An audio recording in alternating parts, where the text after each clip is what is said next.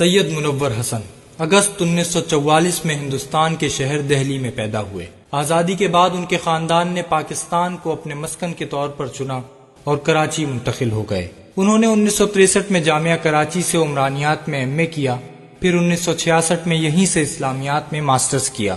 زمانہ طالب علمی ہی میں سید منور حسن اپنی برجستگی اور شستہ تقریر کے سبب طلباء میں معروف ہو گئے۔ کالج میگزین کے ایڈیٹر بھی رہے، بعد ازاں بیڈمنٹن کے ایک اچھے کھلاڑی کے طور پر بھی جانے جاتے تھے۔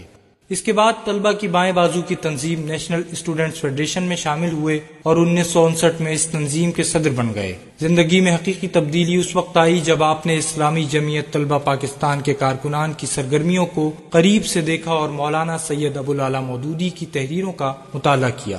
نتیجتاً آپ 1960 میں اسلامی جمعیت طلبہ میں شامل ہو گئے اور جامعہ کراچی یونٹ کے صدر کے طور پر ذمہ داری سنبھالی۔ بعد ازاں آپ مرکزی شورا کے رکن بنا دیے گئے۔ 1964 میں آپ اس کے مرکزی صدر یعنی ناظم اعلیٰ بنے اور مسلسل 3 ٹرمز کے لیے اس عہدے پر کام کرتے رہے۔ ان کے عرصہ نظامت میں جمعیت نے طلبہ مسائل، نظام تعلیم اور تعلیم نسواں کے درپیش مسائل کے سلسلے میں رائے عامہ کو بیدار کرنے کی خاطر کئی مہمات چلائیں۔ 1963 میں اسلامک ریسرچ اکیڈمی کراچی میں معاون کی حیثیت سے شامل ہوئے اور اس کے سیکرٹری جنرل کے عہدے تک ترقی کی۔ ان کی زیر قیادت اس اکیڈمی نے 70 علمی کتابیں شائع کی۔ The creation the universal message کی ادارت کے فرائض بھی سید منور حسن نے انجام دیے۔ سید منور حسن 1967 میں جماعت اسلامی میں شامل ہوئے۔ جماعت اسلامی کراچی کے اسسٹنٹ سیکرٹری جنرل، نائب امیر اور پھر امیر کی حیثیت سے ذمہ داریاں سر انجام دیں۔ جماعت اسلامی پاکستان کی مرکزی مجلس شورا اور مجلس عاملہ کے بھی رکن منتخب ہوئے۔ کئی فورمز پر جماعت اسلامی کی نمائندگی کی، جیسے یونائیٹڈ ڈیموکریٹک فورم اور پاکستان نیشنل الائنس۔ 1977 میں کراچی سے قومی اسمبلی کا الیکشن لڑا اور پاکستان بھر میں سب سے زیادہ ووٹ لے کر اسمبلی کے رکن منتخب ہوئے۔ 1992 میں انہیں جماعت اسلامی پاکستان کا مرکزی اسسٹنٹ سیکرٹری جنرل اور پھر 1993 میں مرکزی سیکرٹری جنرل بنا دیا گیا۔ آپ نے متعدد بین الاقوامی کانفرنسز اور سیمینارز میں شرکت کی، نیز ریاستہائے متحدہ امریکہ، کینیڈا، مشرق وسطی، جنوب مشرق اور جنوب مشرقی ایشیا کے کئی ممالک کے دورے بھی کیے۔ مارچ 2009 میں سید منور حسن جماعت اسلامی پاکستان کے چوتھے امیر منتخب ہوئے۔ اللہ رب العالمین کو گواہ کر کے اقرار کرتا ہوں کہ میں اللہ اور اس کے رسول صلی اللہ علیہ وسلم کی اطاعت اور وفاداری کو ہر چیز پر مقدم رکھوں گا۔ ان سے قبل جماعت اسلامی کے بانی سید ابو العلا مودودی، میاں طفیل محمد اور قاضی حسین احمد جماعت اسلامی کی عمارت کی ذمہ داری نبھا چکے تھے۔ 120 گز کے گھر کا واحد اثاثہ رکھنے والے سید منور حسن جماعت اسلامی کی نظریاتی اساس پر سیاسی سمجھوتہ کرنے پر کبھی آمادہ نہ ہوئے۔ وہ صاف، سچی اور بے لاگ بات کہنے میں کوئی عار محسوس نہیں کرتے تھے۔ اقبال کا یہ شعر ان کی شخصیت پر صادق آتا ہے: اپنے بھی خفا مجھ سے ہیں بیگانے بھی ناخوش، میں زہر ہلاہل کو کبھی کہہ نہ سکا قند۔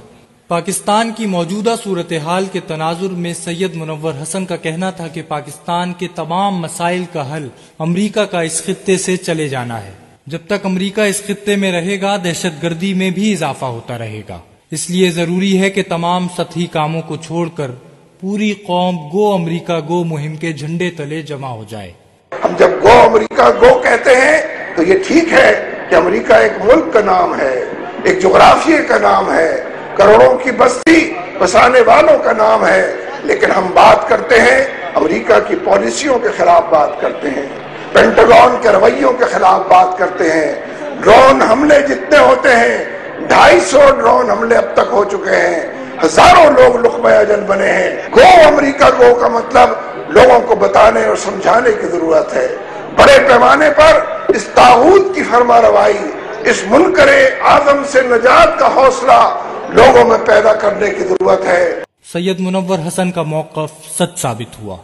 تم جس کا ہراول دستہ ہو، یہ جنگ تمہاری جنگ نہیں۔